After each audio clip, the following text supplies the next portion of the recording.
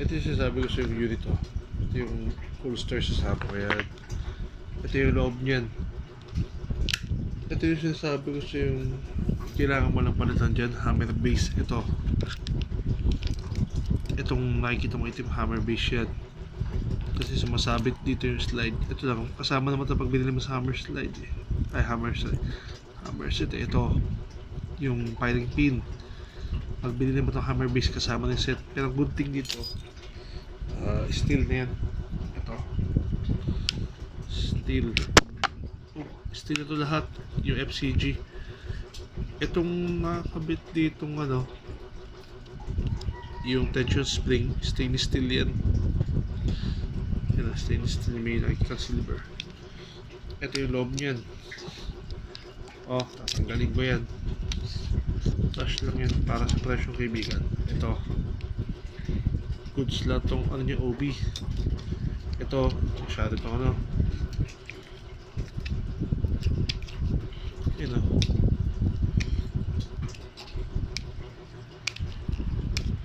sliding yan mismo. Okay to, hindi ko ma-slide.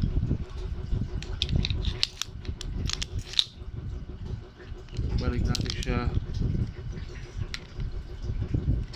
Hammer base na papalitan dyan.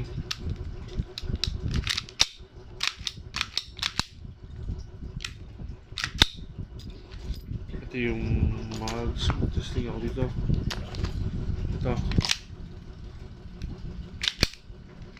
safety, gagana yan. Dito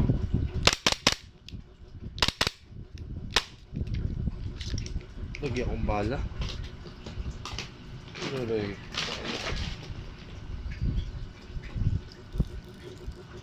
Lagyan ko siya ng bala 2, 4, 6, 6 na bala. 6 na bala, 6. Tumasig isa. 7. Lagyan ko ito. Tutok lahat. Working yan. Yun lang. Pagka medyo mahina ang palo, dahil minsan sumasabit yung hammer base bali na kasi hammer base niyan yung hammer base. Itong itim yan, ito nabibili na makiniklik mga 1.7, pero kung meron kang makakilala, pero sa Diyos ko gawin mo na ito stainless steel sa 4K yan. So yun lang.